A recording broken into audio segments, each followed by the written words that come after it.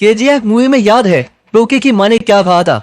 अगर तुम में हिम्मत हो कि 1000 लोग तुम्हारे पीछे खड़े हैं तो शायद तुम एक जंग जीत पाओगे, लेकिन अगर उन 1000 लोगों ने ये हिम्मत कर ली कि तुम उनके पीछे खड़े हो तो पूरी दुनिया जीत जाओगे। एक लाइन है जो बार बार अंदर से दिल दहला देती है कि पैदा हुआ था राज करने के लिए, लेकिन आज गुलाम बनकर ही रह गया हूँ। देख मेरे भाई, जब तक तू जंगल का शेर नहीं बन जाता कोई तेरे से नहीं डरेगा, तुझको शेर बनना ही पड़ेगा। ताकतवर लोग ही इस दुनिया में राज करते हैं, जो कमजोर होते हैं वो हमेशा या तो मर जाते हैं या फिर मजबूरी में जीते हैं।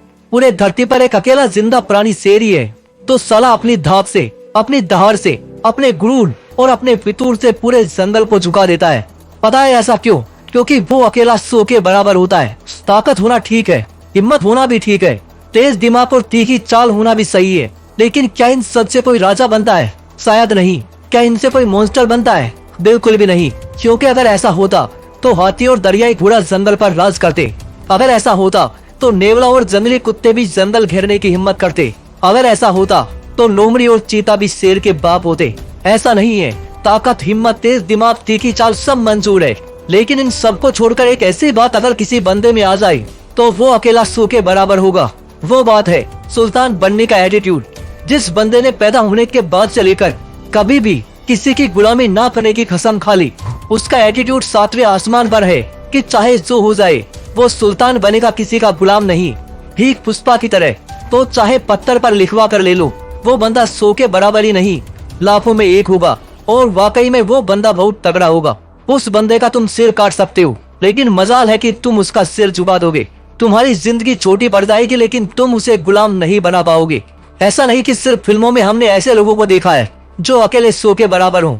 छत्रपति संभाजी महाराज, महाराणा प्रताप, पृथ्वीराज चौहान, भगत सिंह, रविंद्र पोसिक, ऐसे बहुत शेरों को हमने देखा है जिनका नाम सुनकर ही सामने का झुंड थर थर कांपने लगता था। यही मैं तुम्हें बताना चाहता हूँ, खासकर ये बताना चाहता हूँ कि तुम अकेले 100 के बराबर बन सकते हो। इस दुनिया में बहुत से ऐसे लोग हैं जो एक पूरा गांव संभालते हैं, जिला संभालते हैं, देश संभालते हैं, पूरा फेडरेशन और एडमिनिस्ट्रेशन संभालते हैं। यानी वो एक साथ हजारों लाखों लोगों को अपने कंट्रोल में रखते हैं। क्या लगता है उनके अंदर कोई अद्भुत ताकत या कोई वरदान मिला है उन्हें?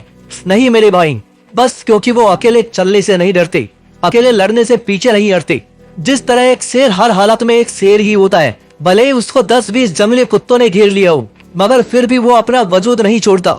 और अगर मौत से भी बढ़कर तुम्हारा वो इंडिपेंडेंट एटीट्यूड हो गया ना, तो उस दिन तुम 100 के बराबर हो जाओगे, एक मॉन्स्टर हो जाओगे। सच में यार, गैंगस्टर बनने में क्या मजा है? झुंड में जाकर किसी एक दो को मारो, ये तो कुत्ते, लोमड़ी, सुअर और भेड़िए भी करते हैं। मजा तो मॉन्स्टर बनने में है जो अकेला पूरे झुंड को मारे, अकेले पूरे गैंग से निपटे। हाँ पता है, एकदम से इतना जिगर, इतनी ताकत नहीं आएगी, लेकिन एक बार निपट कर तो देखो, अंदर से शेरों वाली फीलिंग आएगी, और फिर साला जिंदगी का हर आखिरी डर भी मर जाएगा। अब तक तो बेशक तुम्हारे दिल में वो आग लग चुकी होगी जो तुम सोच कर आए थे, लेकिन इतना काफी नहीं है। एक आदमी अकेले 100 के बराबर होगा। बस अगले कुछ मिनट नजरें गड़ाए रखना। 3 ताकतवर नीतियां बताऊंगा, दिमाग में उतार लो, साला किसी का बाप भी नहीं झुका पाएगा। पहली नीति, जिंदगी के सिद्धांत साफ रखो, ना किसी को छेड़ो, और अगर कोई तुम्हें छेड़े तो उसे हर हाल में ना छोड़ो। कभी किसी के साथ गलत मत करो, अपने हिसाब से जिंदगी जियो। बच्चे, बुजुर्ग और औरतों की इज्जत करो, और कोई भी ऐसा काम मत करो जिससे कल शर्मिंदा होना पड़े, सिर झुक जाए। ऐसे कुछ और सिद्धांत बनाओ, और बस फिर चाहे जान जाए, लेकिन हर हाल में इनसे मन मत हटाना। जो इंसान सिद्धांतों के साथ अपनी जिंदगी नहीं जीता, उसके दूसरे तो क्या, खुद अपने भी इज्जत नहीं करते।